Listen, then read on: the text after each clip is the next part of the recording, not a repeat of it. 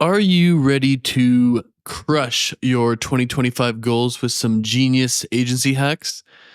Most agencies that I see, they're kind of still living in the Stone Age, and most of them don't even have the basic fundamentals, let alone all of the new tools and technology and AI.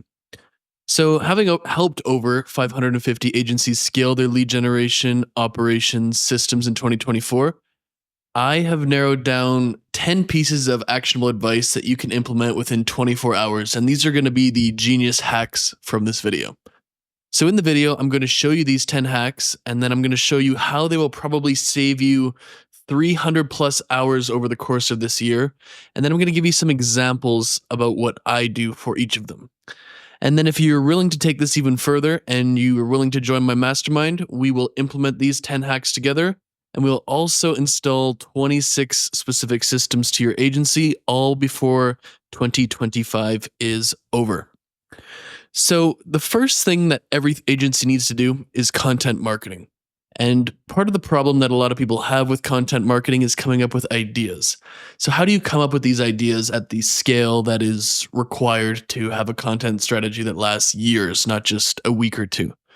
So, I teach over 550 agencies every month what I call the FAQ strategy. So, what we want to do with the FAQ strategy is we want to break down our service into different categories. So, for example, if you are a YouTube agency, some of these categories would be your titles, your ideas, your thumbnails, your scripts, your editing, your production equipment, speaking on camera, and that kind of stuff. The next thing we'd want to do is use ChatGPT and come up with 50 FAQs in each of these categories. So, what are 50 things that people might ask about thumbnails? Or what are 50 things about scripts or ideas or all of that kind of stuff? I like to ask ChatGPT, but if you know, and you should know your niche, you'll have some idea from your own brain, right? And you can go to Quora.com too.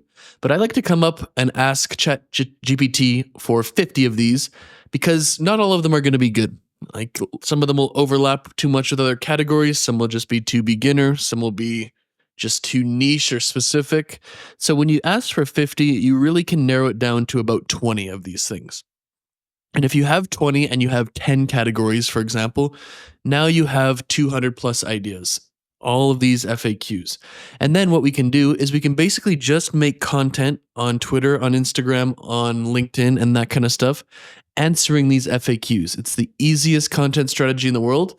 And these are things that your target audience, who you're actually trying to attract, is already thinking. So there's a very good built-in targeting for that. And as you answer these questions over and over, you build your authority, you build your credibility in your niche, and that is how you get basically clients through content marketing.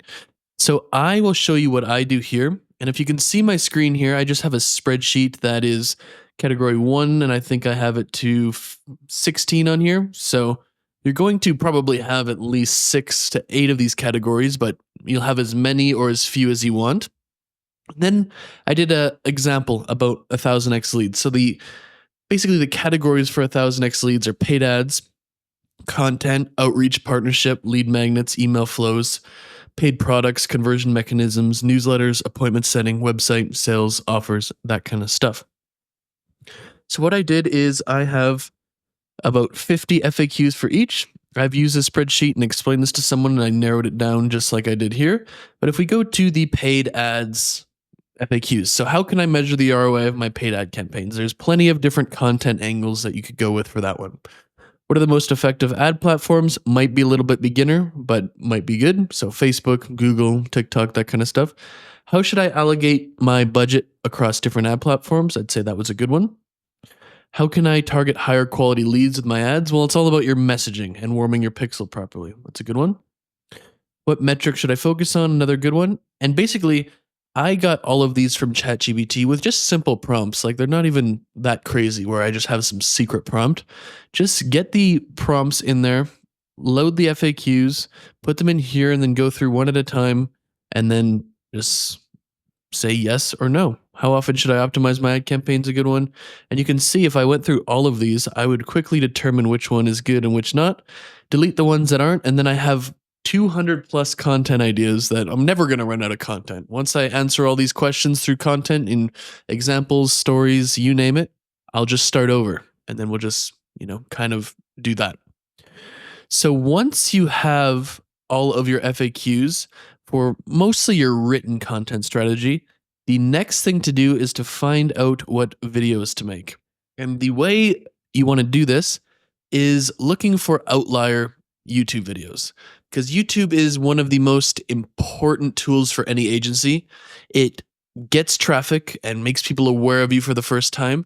It nurtures leads by kind of spending time with you, even though it's not live, everyone who already knows about you and is considering buying from you. And it also reduces churn, because when someone buys from you, they don't really differentiate mentally between, free versus paid in terms of the content. You just gave them more value. No one is going to watch your YouTube videos more than your current clients, believe it or not. And it's just very, very, very important for an agency. I would argue that YouTube is the most important thing for an agency in 2025 and beyond. But similar to the last hack, how do you come up with all of these ideas?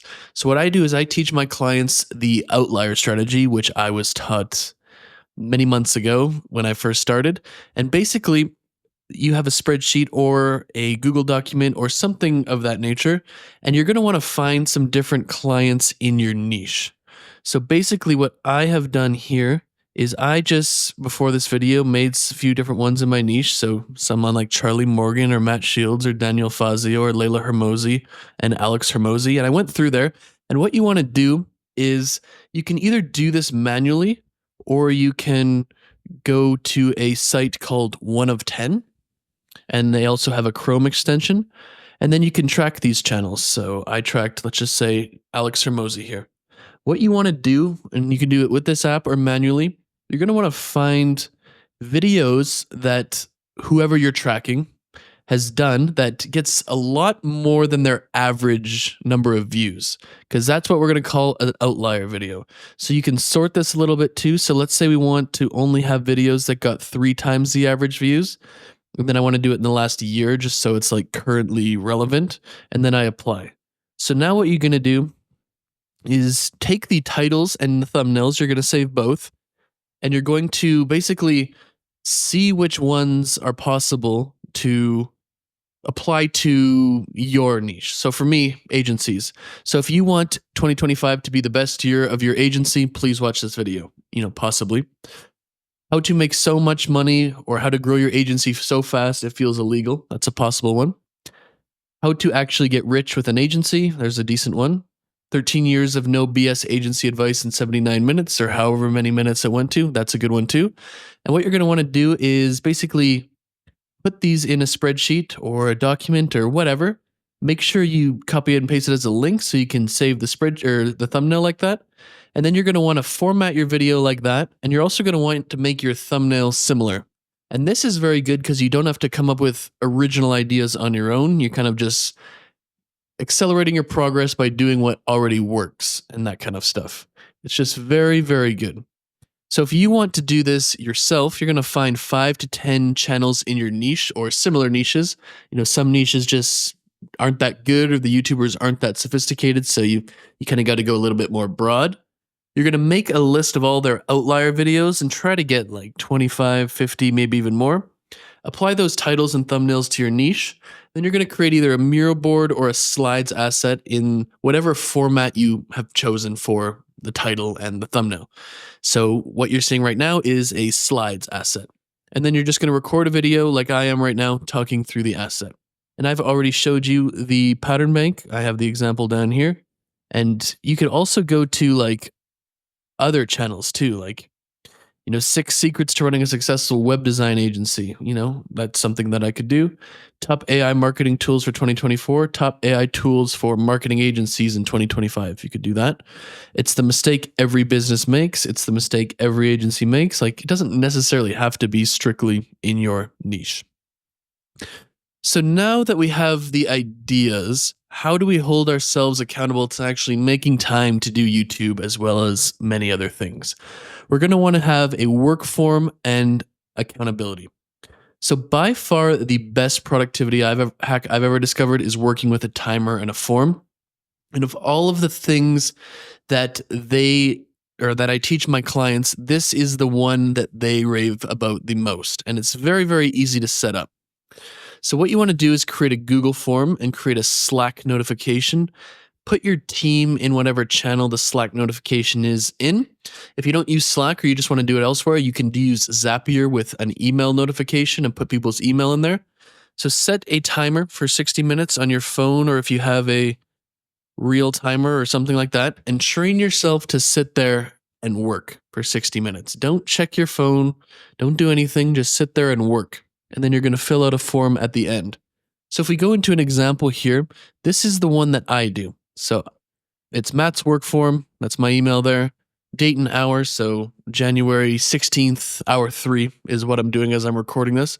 What did I do? What is my focus out of 10? I'm trying to drink more water. So did you drink a water bottle during this hour? Little just water bottle. And then what are your top 5 goals in 2025? Just to remind yourself and benefit from that auto suggestion.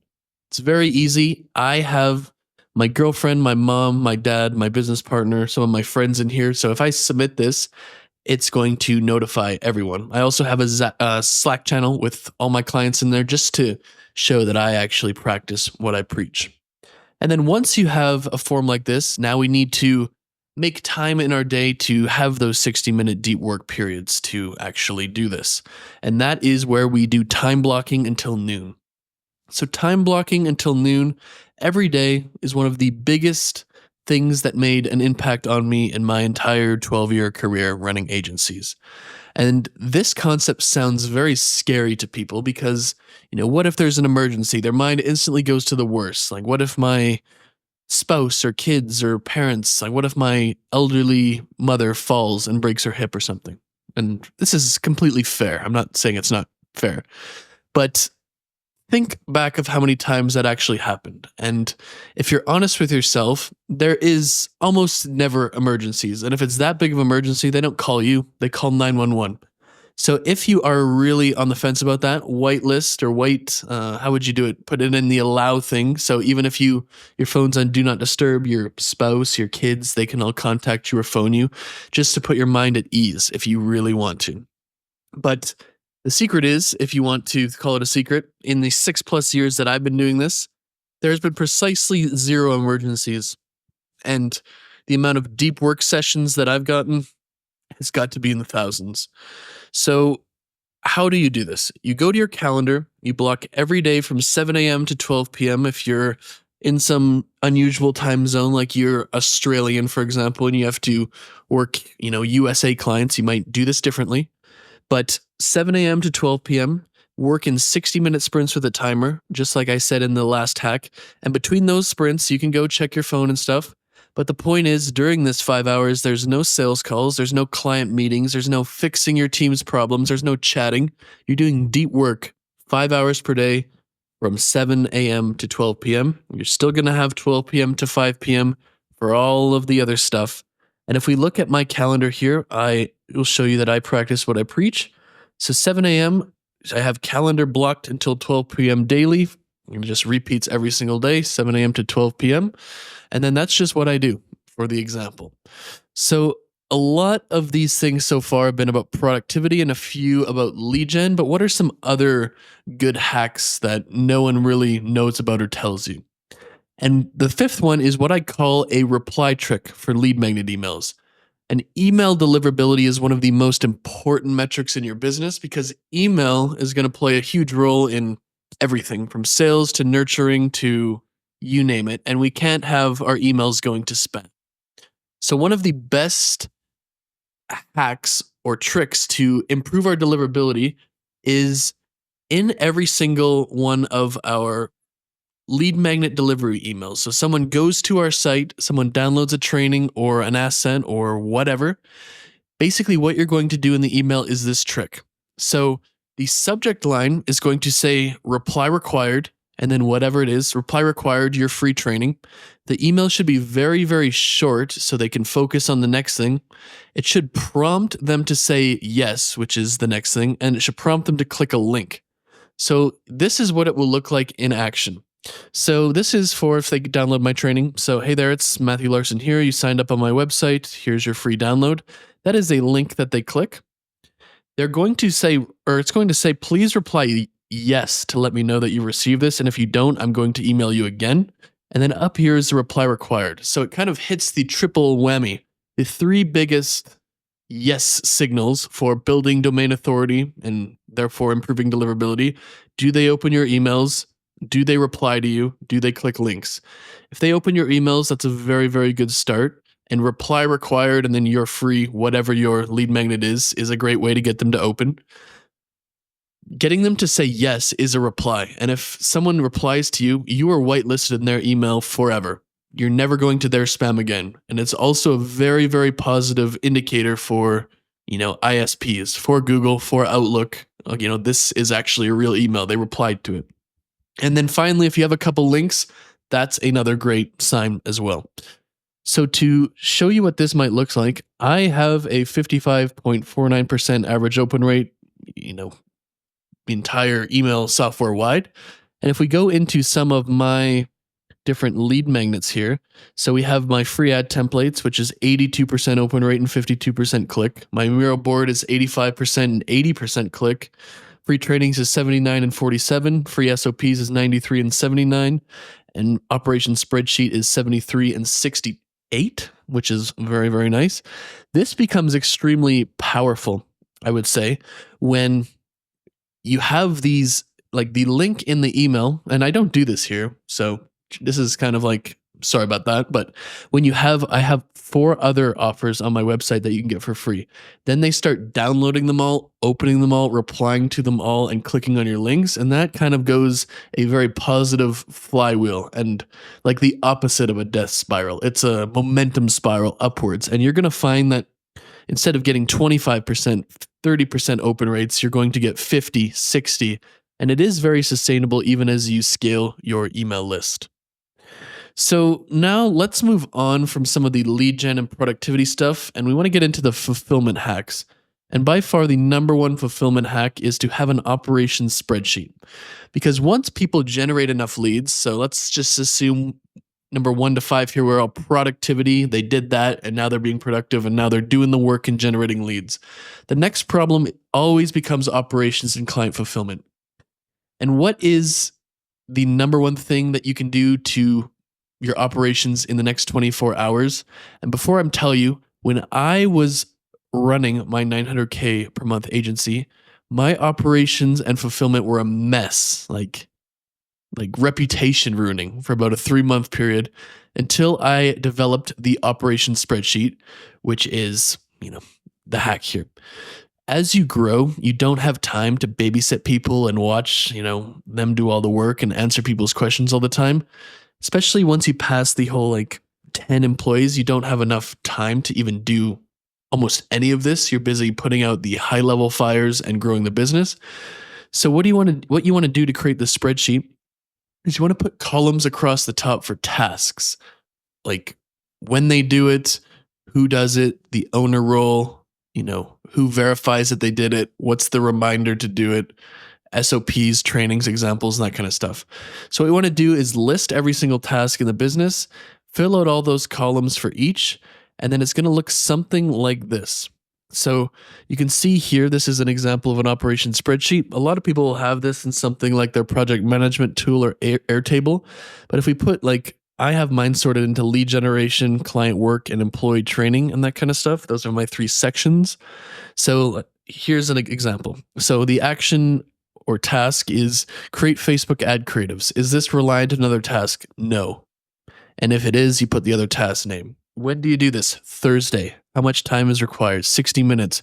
Who does this? The founder in terms of role. And then who's the owner? Matt. So I like to separate role and owner. So in kind of this example, the founder is just kind of me, but let's say you have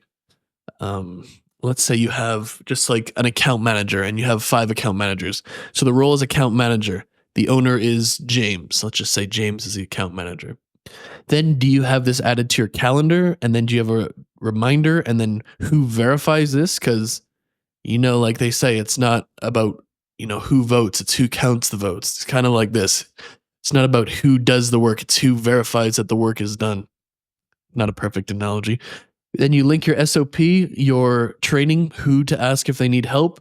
This is very important. The definition of done or the definition of complete, for this Facebook ads, the ads are finalized, edited, and ready to upload with no other revisions. That is when this task is complete. It's not when we've scripted them or shot the draft or anything. It's very important to have a definition of complete. And then what do you do when you're complete? You notify whoever, in this case, notify Leo that the ads are done and they're added to the Facebook ad account. Like that is an example of how to do this. And then once you have this operation filled out, once you have the processes, you still need a lot of qualified people to, do this for you. And that's where the employee training spreadsheet comes in. A lot of people view SOPs, which stands for standard operating procedures, like instructions, as the same thing as training, which they are not. And kind of thinking they're the same thing is going to cost you a lot of money and get you into a lot of problems as you progress. So an example of this is you could make an SOP about how to post on LinkedIn. So you go into the LinkedIn account, click post, write this much, proofread it, click schedule there. That's a SOP. Anyone could do that. But if you want to post on LinkedIn in a way that gets clients and actually has things of good content, that is a skill that needs to be trained. So view SOPs as doing, view, training as thinking. So if you have to think, it requires training. If you can just do it without using your brain, it's an SOP. Like I said before with the operation stuff, as you grow, you will not really any longer have the time to be doing the work. And you'll also not have the time to train people one-on-one once you get about 10 employees in your company. And you need a system to plug people into, and they can go start doing the system, go through it, automatically be trained and ready to go and kind of spit out on the other side within 30 days. And how do you do that? It's a very good question. So again, you are going to create a spreadsheet and you're going to lay out every single role in your business. So for context, at my $900K per month agency, CRO, some of the roles were, assistant, account manager, sales rep, appointment setter, landing page builder, CRO specialist, designer, that kind of stuff. And then what we're going to want to do is, for all those roles, lay out every single task that needs to be done. And then we're going to make a training for every single task in there. And I'm going to show you in a minute. So the most important thing in the very aha moment when I was doing this and perfecting it was you want to have assignments as well. So these assignments are kind of like tests, but tests sounds scary. Assignments sounds better. So for a landing page builder, for example, he went through all the training and watched all the videos I made.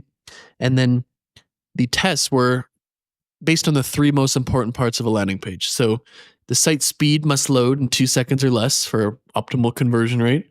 The above the fold design must be perfect. And I'm not going to get into that. It's just the section that you see on mobile without having to scroll. That's called the above the fold. And that design really needs to be intentional. And then creating a great offer. So they had assignments. You got to design a couple above the folds. You got to take these pages and see what's wrong with them and defer the code and remove some of the JavaScript to get it to load under 2 seconds. And then you have to come up with the offers.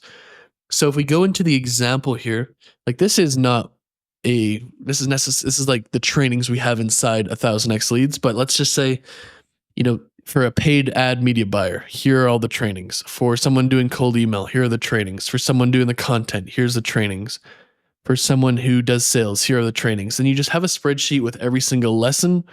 And then whether that's video or document or both, and then you have the assignments in there. And then you just can send this to everybody. Let's just say someone is doing cold email. They get hired on Monday, January 1st. They spend until January 15th going through all of these and completing the assignments. And they should be, in a perfect world, be completely prepared and like an expert at their job in this onboarding period. It's very, very important. So let's go back to lead gen a little bit in the next one, because lead gen is the root of all of this. If we don't have good leads and a lot of clients, the operations and training stuff doesn't matter. And this is thumbnail templates. So because YouTube is so important, we need to put in max effort. Like this is the one thing we need to just put all of our time and energy on, in my opinion. And thumbnails are not that important for your current subscribers and current people who view your channel because they're just going to click on you no matter what. But if your video breaks out to cold audiences, like it does very well with your subscribers and YouTube pushes it, thumbnails are very, very important for getting new viewers. And it's very important that we view the thumbnail and the title as kind of one thing. But the thumbnail is, a lot harder to make than the title. So because we want to make 5 videos per week for maximum results, we want to have a fast way to make good thumbnails. Unless we're going to just plan ahead like crazy, and we probably don't have the bandwidth or the experience to do that. A lot of these thumbnail designers are going to take like 4 days a week if they're any good, and they're going to charge you a lot. And when you're first starting, making your 100 videos, and improving, let's say 3 things for every video is far more important than anything else. We need speed, we need volume. And I used to have the worst thumbnails on YouTube with my Miro board diagrams of the 1000x leads funnel. Then I tried other things. No thumbnail, thumbnail of the screen share background, thumbnail of me smiling. All of them were pretty bad. And eventually, recently, I've just settled on just a picture of me with text based on what the video is about in different format and trying to just get them to like bait them into clicking. Clickbait, but then I'm trying to make a good enough video that it delivers. So clickbait, but actually deliver on it.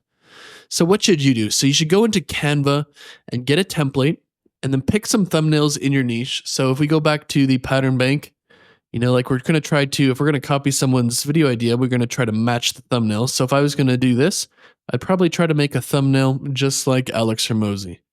He has the benefit of being famous and a huge brand, so people want to click on his thumbnails more regardless, so you got to keep that in mind, but that's generally what you want to do. So what I would do here is I would save this thumbnail, and I would rebuild it in Canva. So I get a Canva project, just a blank one, and then I would rebuild his thumbnail to the point where, mine looks exactly the same as his. And then once it's identical, save that as a separate Canva project, and now you have a template. Additionally to that, you could also basically pay someone or do it yourself to rebuild certain things like this, where you could just copy and paste your thumbnail templates instead of having to make them all from scratch. That's another option. But we want to have templates because we can make thumbnails very fast that are 90% as good as any of the designers will do it. So that's basically our goal here. And YouTube gets even better if we run YouTube ads, if we run Facebook ads, because a lot of these people, even if they're not necessarily on YouTube when they found us, they will find our YouTube videos one way or another. It's very, very common for people to come to us with ads, find our YouTube videos, and become a very loyal viewer in that way. So what we want to do is the hook and the body ad strategy. So there's 2 parts of an ad. There's the body and there's the hook. And the body for this strategy, we're going to consider it the main part of the ad. And it's usually going to be 3 to 10 minutes long for an agency at least. The hook is the first 1 to 5 seconds of the ad, which reels the viewer in and gets them to watch. And both of these things are very important because the hook gets them to watch. And if you don't have a good hook, it doesn't matter the 3 to 10 minutes if it's the best 3 to 10 minutes in the world because they're not watching anyways.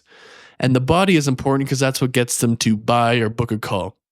We can hook them in with all sort of nonsense, but if it all falls apart from there, and gets them, the hook gets them to watch, but if the body's bad, they're not booking a call anyways. So when I do my ads, like what do I do? And I've done over 300 million in paid ads. This is mostly for e-commerce, and I don't talk about it a lot, but my very first agency was a Facebook agency for Fortune 500 companies back when that was back when Facebook 2016, 2017, 2018 area was kind of getting started in terms of ads at least. And I used this hook and body strategy for every one of them. These Fortune 500 companies had such big budgets that I was able to test a lot of different things. You had to go through an approval process, but whatever. So the hook and body strategy works like this. We're going to have 2 bodies. So we're going to have 2 videos that are 3 to 10 minutes each. One of them is going to be a demo of our product, and the other one is going to just be loaded with proof that our product works. And I'm talking product, service, whatever. What we're going to do is film 5 hooks that are 1 to 5 seconds, and we're going to film 2 different bodies in the format that I described. Then we're going to edit each hook to each body, so we have 10 unique ads. We have hook 1, body 1, we have hook 2, body 1, hook 3, body 1, hook 4, body 1, hook 5, body 1, and then hook 1, body 2, hook 2, body 2, 3, body, and then you get the point. And then we're going to edit them together and then test them like that, because we can get 10 very different ads, with this strategy with a fraction of the work. We're going to film them separately and then edit them together after. It's a very efficient way to do your advertising. And then once we've done that, the last hack of this video has to do with the information we collect, like when we're doing our ads, when we're doing our YouTube videos, and we're booking calls on our call scheduler, and that is our Calendly questions. So everyone, or almost everyone, uses Calendly or some equivalent tool, but most people greatly underutilize the questions to get an advantage during their sales calls. They don't get an advantage because they don't use the questions properly. So what do? On my Calendly, I get their name, their email, their phone number, their revenue. I tell them the price ahead of time just to not waste my time. Ask if they're okay with the price, and then where they came from.